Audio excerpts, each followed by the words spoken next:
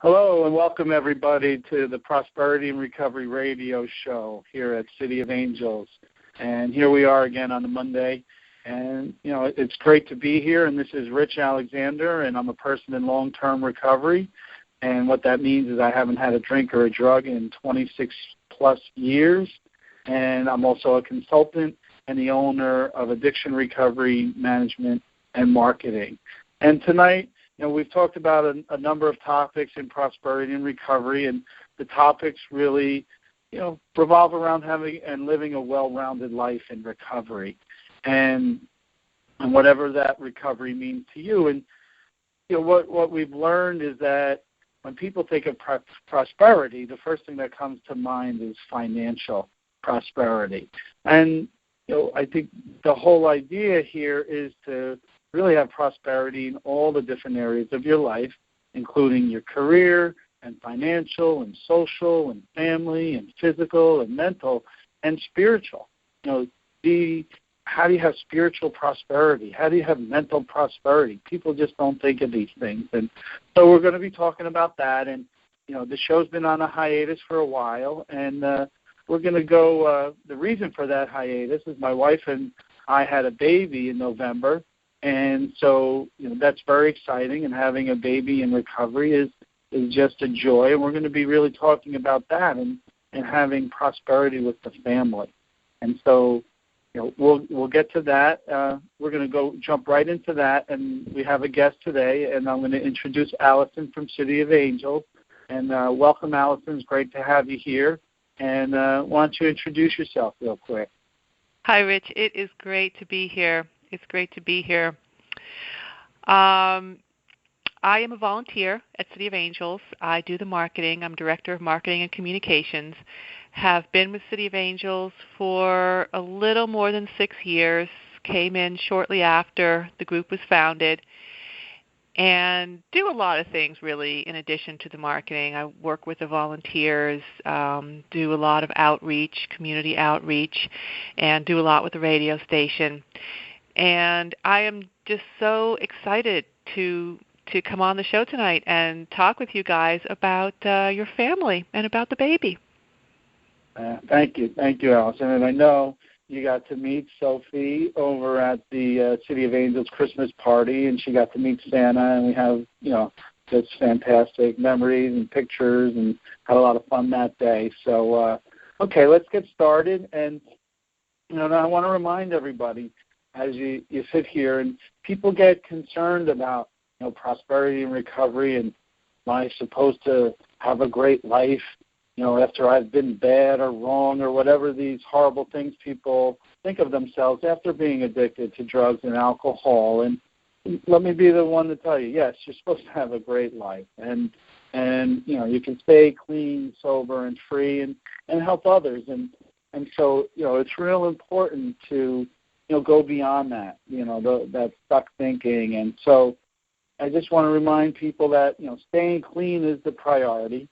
And these are, we talk about the things, that we do while we stay clean and have a great life. And as I said, we're going to talk about family and having children, like even more specific of having children.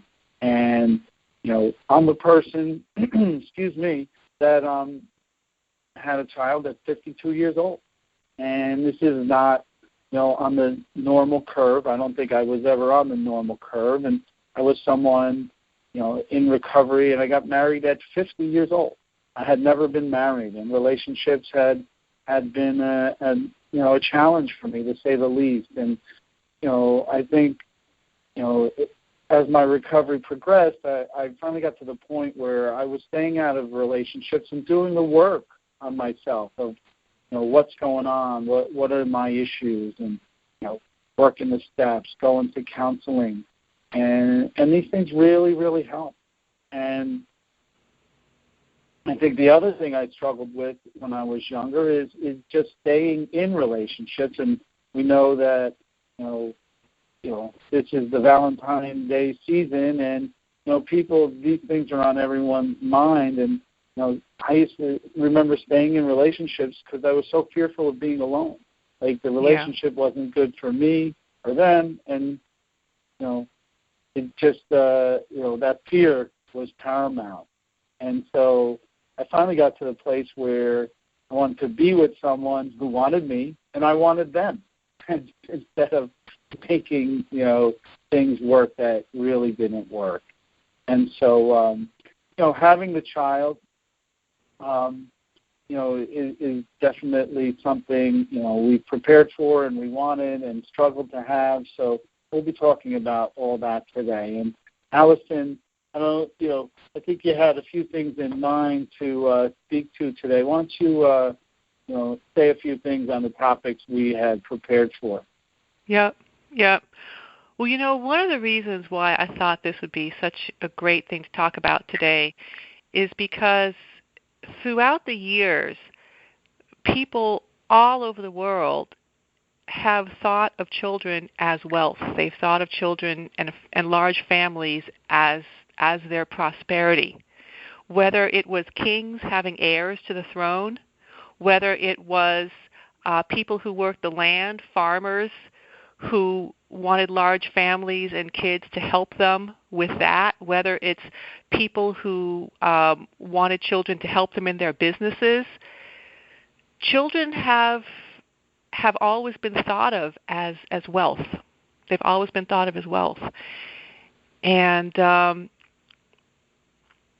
think that I personally know quite a few people who have lost sight of that when the struggles of addiction have kind of reared their head, and more practical matters have kind of arisen. Things like, how are we going to pay for this? Who is the baby going to live with? We're not in a committed relationship. We're not married. We're not exclusively seeing each other. My girlfriend just relapsed. My boyfriend, there are all these kind of issues. And I think that you guys are such a great example of someone in recovery. And is your wife in recovery, by the way? No, my wife is not in recovery. Okay. But you really took the time to get to a point in your life where you're stable, you've worked through so many of the things in your life. You have the education, the career that you've wanted. You've set up the home to really bring that baby, that child, into a great, loving, stable situation. And I think that's amazing. Thank you. And yes, we're very fortunate that way. And it was part of the design of what I wanted from life. And and here we are. And I know, Allison, it's not without its great struggles. But as you say, it's I've wanted a child, so it's this great thing to have a child, and some type of wealth, to have that. I was worried in life that I wasn't going to have a child. I was like I said, I was struggling with relationship, and I wanted to get married, and these struggles just perpetuated, and so now when I met someone, we wanted to be with each other, and then we worked hard, and we put money away to have a home. And everybody doesn't have to do it the way we did it. But I want to give hope that I worried, I just was worried in life, Allison, that if I wasn't going to have a child, and that made me very sad, and I wasn't going to sell myself out in some kind of way that that I was going to have a child in a way I didn't want to. And so it turned out to be very fortunate. And honestly, there's other people out there that may be going through what my wife and I were going through, where we were having a hard time conceiving. And, that's another way that people suffer around this, that they want to have a baby, and whatever the physiological makeup of human bodies, it's not working the way it should work, or it's supposed to work. And it took us a while. So each month you could get very sad when, you're trying to have a baby and it doesn't happen, And so we struggled with that also. And so now, as I was saying, so it's Saturday night, and my wife, wanted to go see this one band that she used to participate with. She's a musician. And she went out, and here I am on a Saturday night with the baby, and it's fantastic. I couldn't be more blessed. So right, yeah. Yeah, so it was the two of us last night, Allison, and we really enjoyed it. And I want to give people hope for the future that that you can do the work and you can save your nickels and dimes and create a great environment for a child to come into. Mhm. When did you first decide or feel like you wanted to have a baby? When did you seriously kind of start thinking about starting a family? I always wanted children. I've done, I don't know, whatever reason, I was always good with children from a young age. And but I guess it wasn't until in recovery I got sober when I was 27, and that's, I think a few years after that is when I was thinking, yes, I'd love to have a baby, but the relationships I were in were just not working out. And personally, I wanted to have a baby. I wanted to be married and have a child. And so that could be a long road when you're struggling with relationships. And so, so it was on my mind for years on end. And then, you see, and then you can, as someone in recovery and someone, with alcoholism and drug addiction, that, depression is part of it for me and for the reality for a lot of people. And so just thinking of not being able to ever have a child, it was that could, be an issue on my mind. But that must have been in my early 30s that I thought, yes, I definitely, before I leave this planet, I would love to have a child and, leave that legacy on Earth. Mm-hmm. So it's been like 20 years, really, that you've had that as a goal, yeah. Yeah. So what did you do to work towards that goal? How did you kind of prepare your life? And, of course, you were doing other things too, but, in terms of getting your life ready to bring a child into it, what did you do? I think, I figured, and that was in early sobriety, and we talked about this on previous shows of, I wanted to be able to have a home. And I think when I was younger, growing up, and I grew up in a house with, my three siblings and my parents, and my father had bought a house. I just thought I could do that. But then when you grow up and if you're addicted, and you spend all your money, it's very hard to do that. When you come into recovery and you have no money and no equity and, deep in debt. And so I really jumped on the slow road to, I wanted to be someone that a woman would, choose to marry and to want to raise a child with. So I went back to college, and that was the slow road because some years I was only taking one or two courses.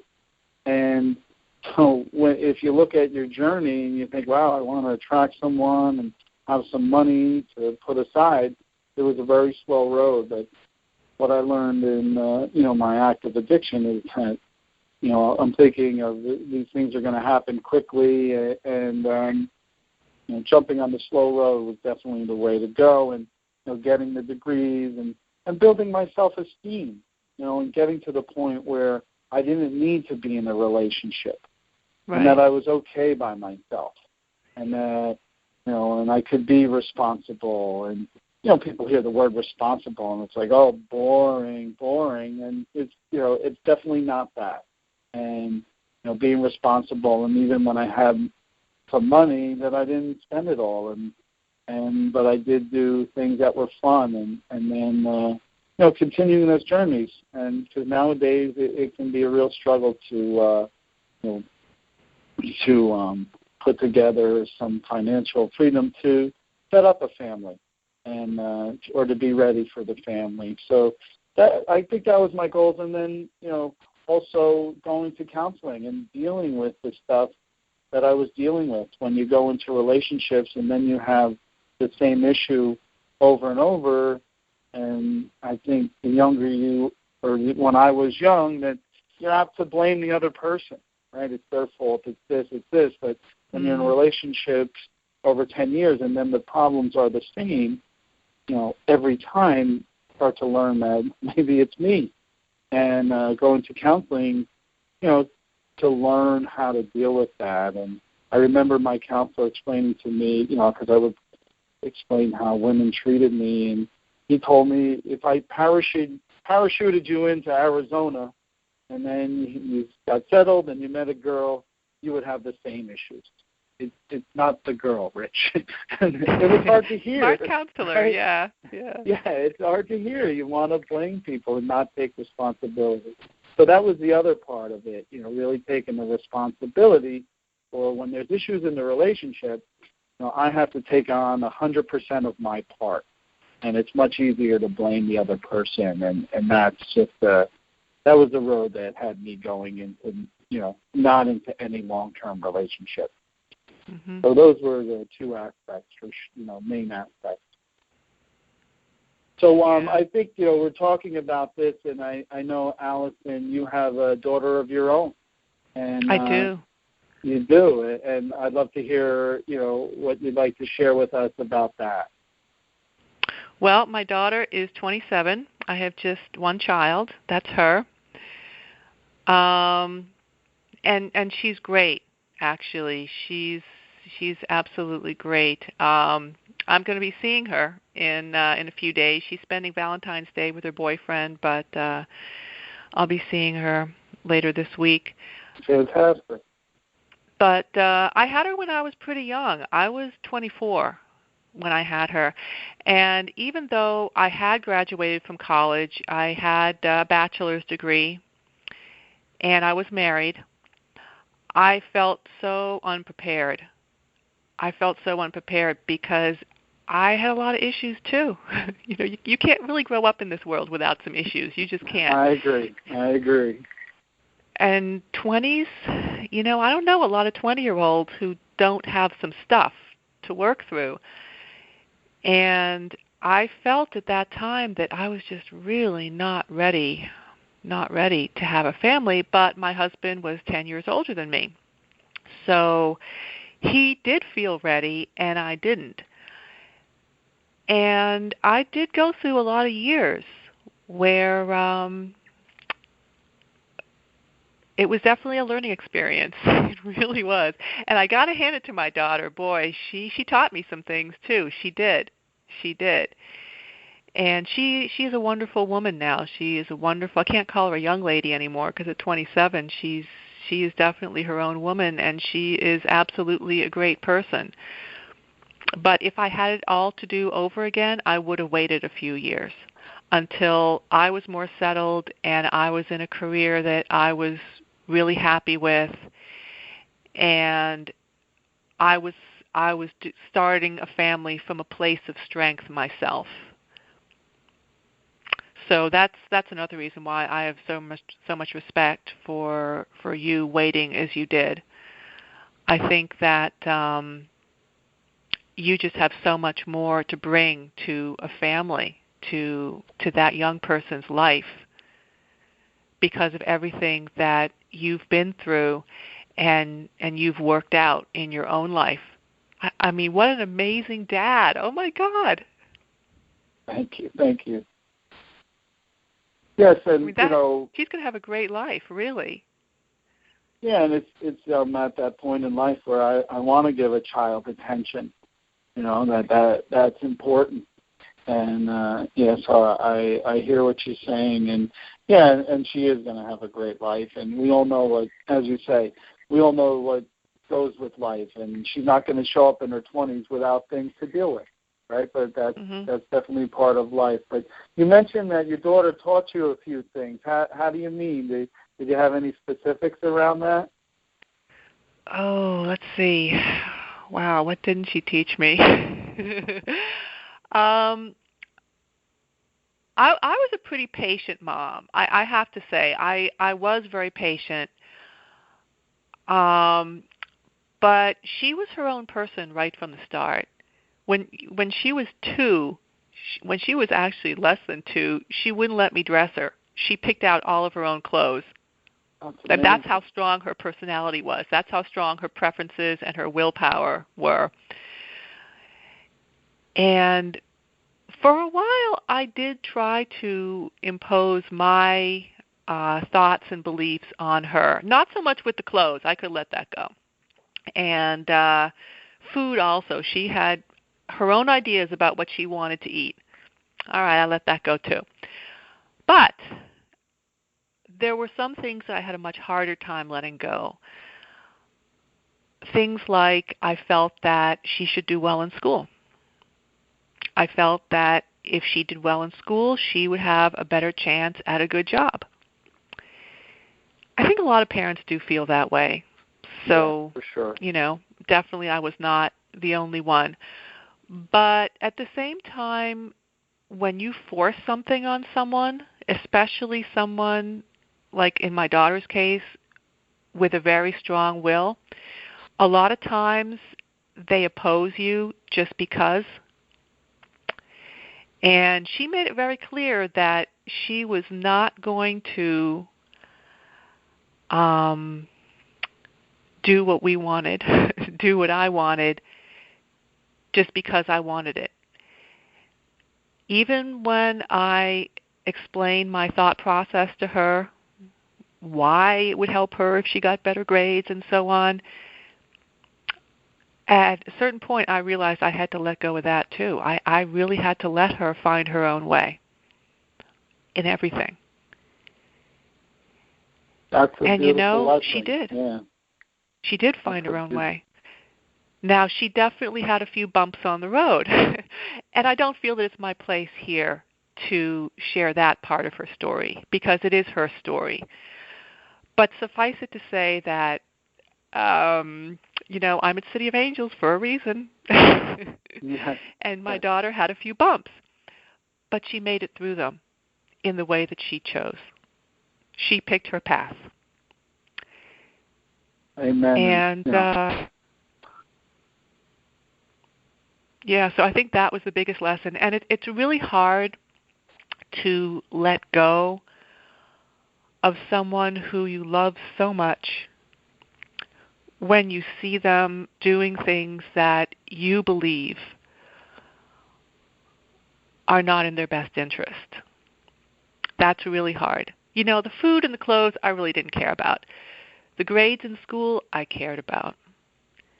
And there were a few other things here and there that she was doing that I cared about too. And those were the things that it was really hard for me to step back and say, okay, it's your life.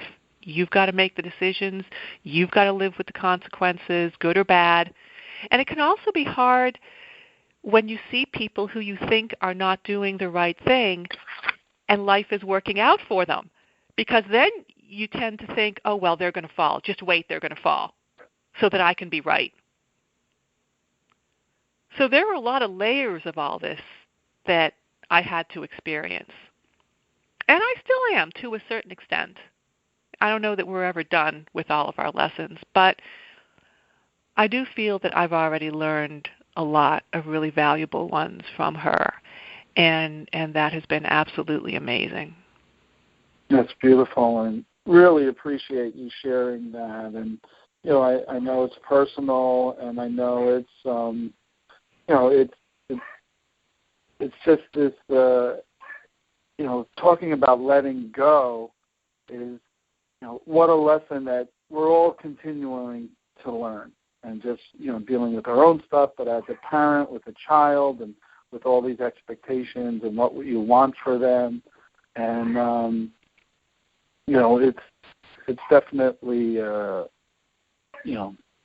really appreciate you sharing that with all of us. And I know we want to talk about a few other things, and I was just thinking a while ago, there used to be this club in Milltown, and they used to have this poster, and on the poster it said, it had a picture of Garfield, and it said on it, how come everything I let go of has claw marks all over it? And it had Garfield like going down the, this canvas, ripping everything off, and I always related that to that. Oh, that is so true. It really is. It's so true. So that is a great lesson to learn. And I, I've seen parents, I have 3 siblings that are parents, and I've seen them all go through that. And, and my parents too, letting go of me, right, when I was strong-willed and I was going to do it my way. And the more they didn't let me do it, the more I was going to. And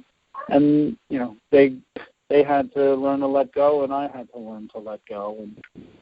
And those struggles, and now I can help people, and that's what they teach in the promises, that my past helps people that other people can't help when I talk about the issues I've had. And so as people show up to recovery, especially like an organization like City of Angels, it's like that experience, strength, and hope is what helps people get through. So it's something, and we could go right on. We have probably a little less than 10 minutes to go here, and then there's the realities, that people deal with, and I know myself, as we say, like I prepared for this, and I went to college and saved some money so we could have a home, and then other people show up in recovery, and maybe they're a single mom or a single dad, or they're pregnant, and there's a lot of hope there too. That and I think we were discussing this earlier, that we see these people struggling, or that's maybe not acceptable to certain people, and there could be some shame around it. And I know that I'm not looking for anyone to have shame around that. They're dealing with what they're dealing with, and we want to give them hope.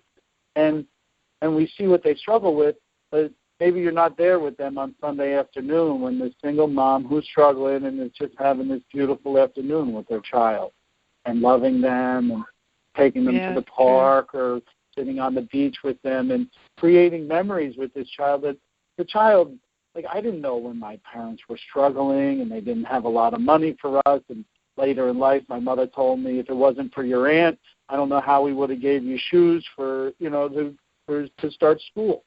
We didn't know where that money would come from. So you see the people struggling, but when my mother was struggling with that, I didn't know that. We were, they were taking us to the beach, or like a free beach, of course. So, we didn't have a lot of money, but, we did things that created great memories and love and camaraderie. So I think, people are dealing with these realities, and they're loving their child and treating them, with the love that they want and deserve.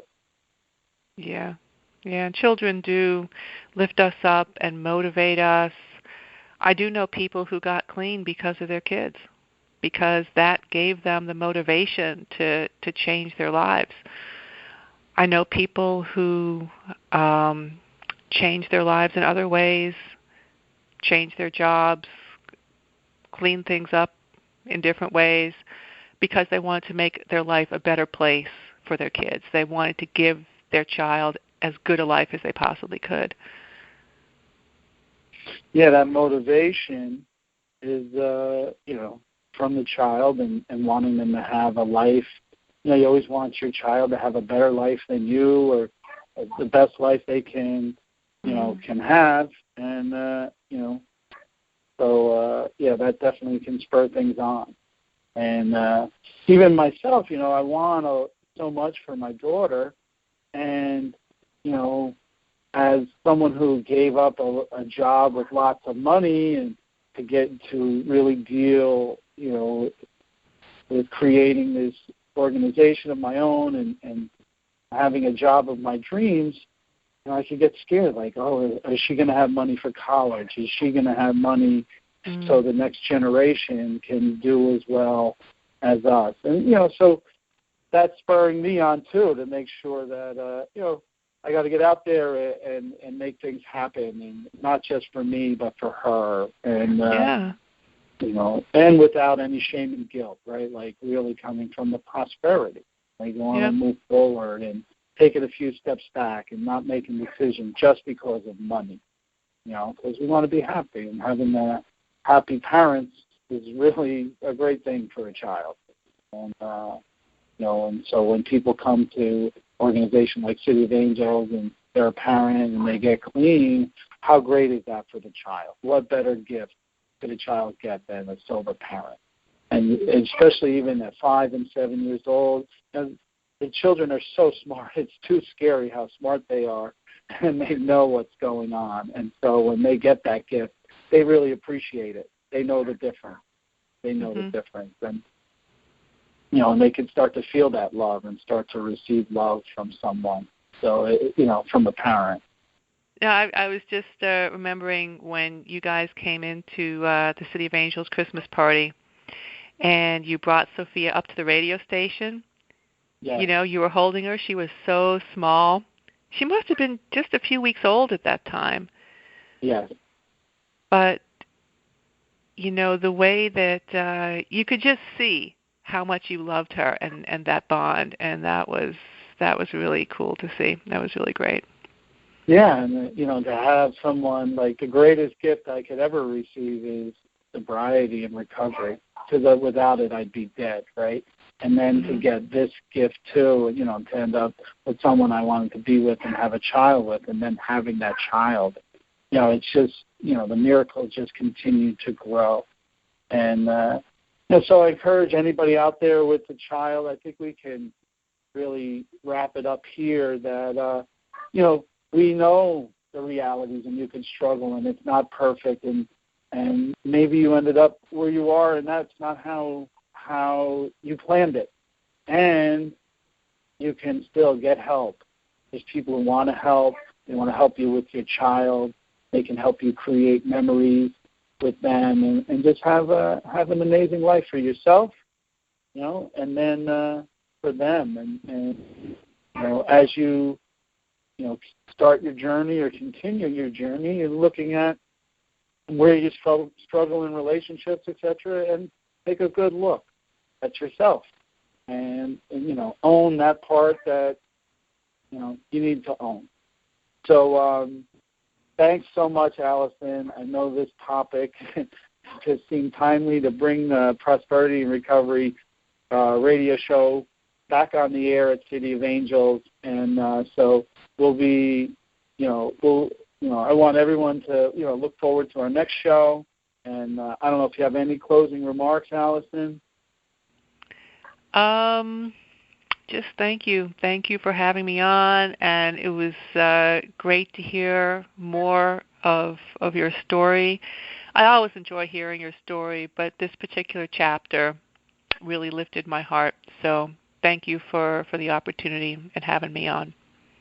You're welcome. You're welcome. And so anybody out there, reach out to us if you need help around children or your recovery. We're always willing to help.